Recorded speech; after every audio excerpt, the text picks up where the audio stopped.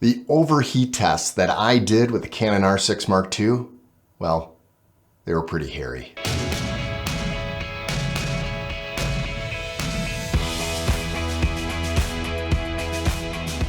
Hi, Jared Hoyman with VisibleTour.com, and welcome to another test of the Canon R6 Mark II. And before we continue, if you haven't already, please subscribe to this channel. We're going to be doing a lot more tests when it comes to the R6 versus the R6 Mark II. And then we are going to move into the R6 Mark II versus the R7 and see if that is a good choice for you as well, with a $1,000 difference. So today, the tests that I accomplished over the last few days were, well, pretty hairy. And that's literal. They were very hairy. My dog went into labor. I think that's what you would say for a dog. It's the same as a human, go into labor. And she delivered 4 pups, a Maltese with a Maltese Pomeranian mix.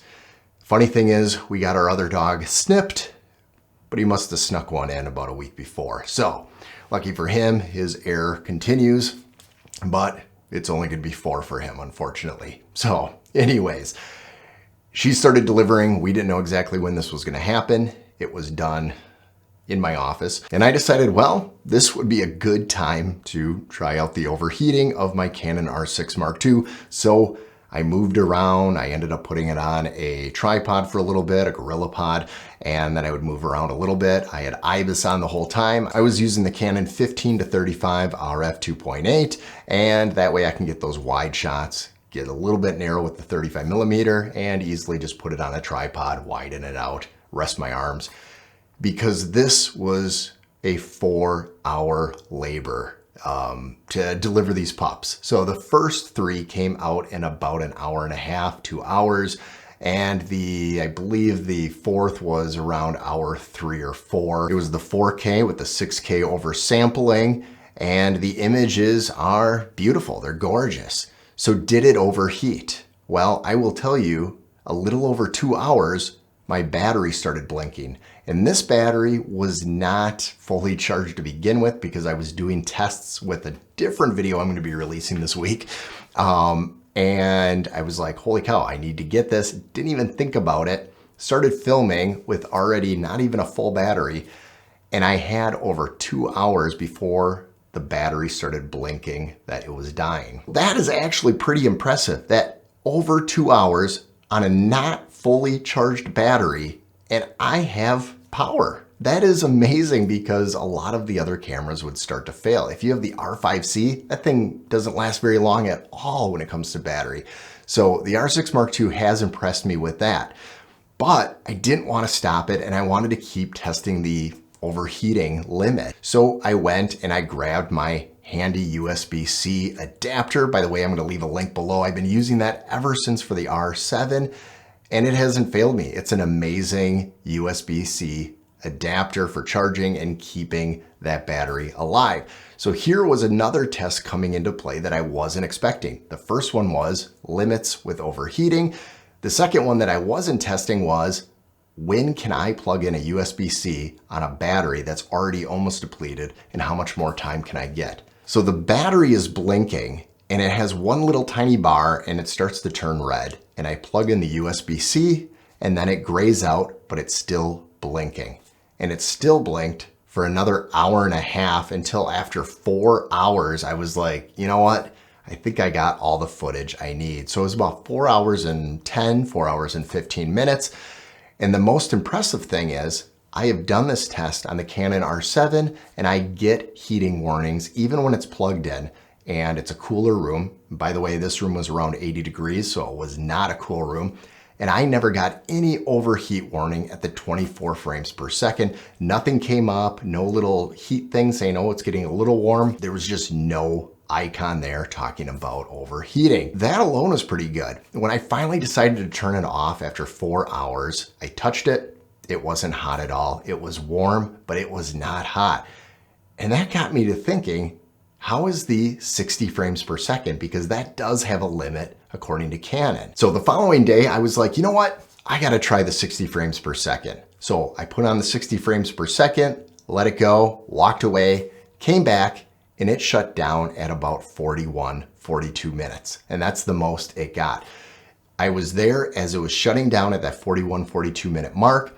And immediately when it shut down, I turned it back on, hit record, and I got another 8 minutes out of it, which was pretty impressive because if you're using, say, the original R6 and you're doing 60 frames per second, you might get like 15 minutes on a hot day or 12 minutes on a hot day. So the fact that I can shoot the R6 Mark II for about 42 minutes in 60 frames per second, shut it off, turn it back on, hit record again, and I get another 6 to 8 minutes, that's pretty impressive. Because I will tell you, my workflow is nothing like that. And I don't know if many people do have a workflow where they're shooting all 60 frames per second continuous for 42 minutes. The 60 frames per second I do is for real estate walkthroughs, and I slow it down to 24 frames per second in post.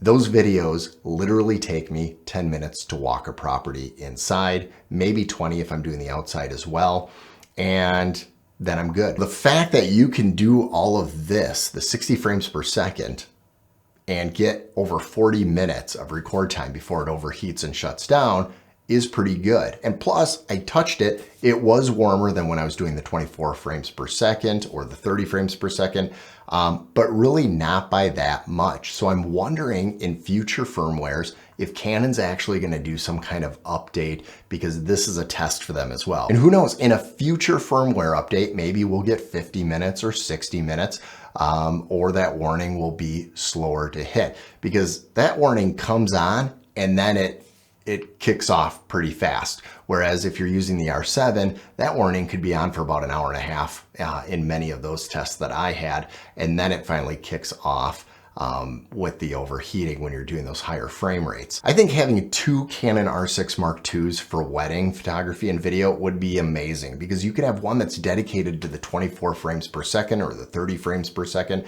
and another one that's dedicated to the 60 frames per second when you have a second shooter. That way you can use that footage to slow down. You're not continuously recording, you're just recording, turning off, recomposing, doing other parts of the event, where the 24 frame per second one is kind of continuously recording. And that way it could be a two-shooter thing with the R6 Mark II. I am impressed when it comes to the R6 Mark II. We have no limit on recording anymore, and we have no overheating with 24 or 30 frames per second, which essentially makes this a video camera now.